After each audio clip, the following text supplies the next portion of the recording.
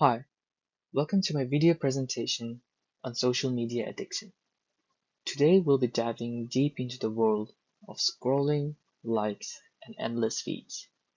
So join me as we explore how social media is changing our lives and how it is affecting our behaviors and health, especially teenagers, all around the world. So then, let's dive into the topic. So why did I choose to explore this topic? Like many of you, I have found myself spending hours scrolling through social media. It has become a daily routine for me. I constantly felt the need for a quick check on my phone every few seconds, which seemed harmless at first, but ended up spending countless of hours, which left me emotionally drained and tired. Then I began to wonder, how does it affect my life, and is it just me, or does others feel the same way too? So what exactly is social media addiction? Well, it's like you can't resist checking your phone every few minutes, scrolling through your favorite platforms for what feels like hours. I mean, who doesn't love a good scroll through some cute cat videos and memes, right? But the thing is, when it starts affecting your daily life, your work, or your relationships, that's when it becomes a bit of a concern. Let's uncover some of the main causes leading to social media addiction. Peer influence. Have you ever noticed your close friends, relative, family, even the neighbor's cat seem to be on social media 24/7? The pressure to stay connected and not missing out on events can be a major cause. I mean, who wants to be the last to know about the trends, right? This can play a major role, forcing individuals to adopt excessive online behaviors. We've all heard about neurotransmitter dopamine, as it gives us the feel of good reward in our brains. Ah, that sweet rush of dopamine. You post a photo in Instagram, and suddenly the likes and comments starts pouring in. How does it make you feel? It feels good, right? Yep, that's dopamine doing its thing. Social media platforms are designed to keep you hooked by giving you that instant gratification, making us crave more and more, putting you in an endless loop.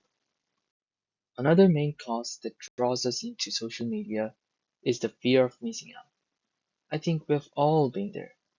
Did we ever experience after a long day of work or study, you suddenly scroll through your feed, seeing your friends having a blast, and you just realize that you have missed out on the party of the century? The constant checking every few seconds of what others are up to can be really hard to break. Escape from reality.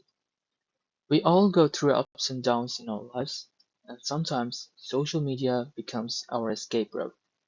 Scrolling through endless feeds can provide a temporary distraction from real-world challenges.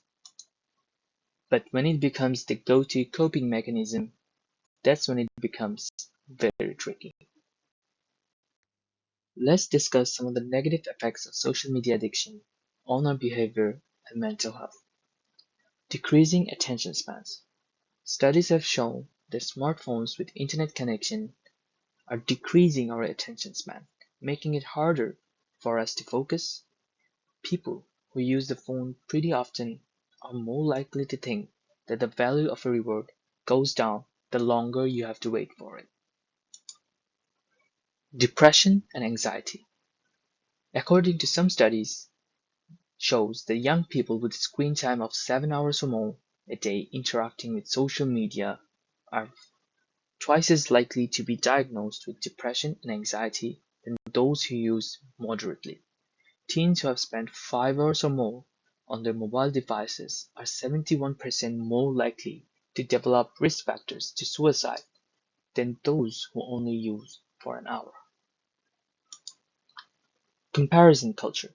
Increased Instagram use has been linked to upward social comparison. Suppose you're having a bad day or you're going through a tough time, and you scroll through your socials and see people having the best times of their lives, which could lower self esteem and make you feel worse. This constant exposure to curated content of positive portrayals of other people's lives can take a huge toll on your mental health.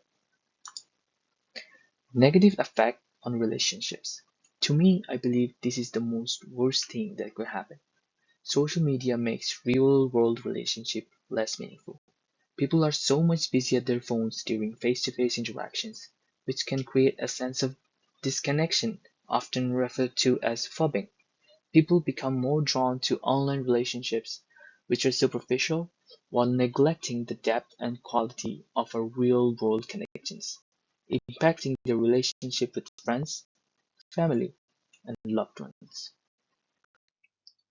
So, after all of my research into social media addiction, I was able to gather some key advice that would help me in preventing the negative effects from affecting my personal life. Changes doesn't happen suddenly. If you believe you're suffering from social media addiction, don't rush. Take one step at a time. Ensure that you are being productive instead of wasting time. Track how much time you're spending online.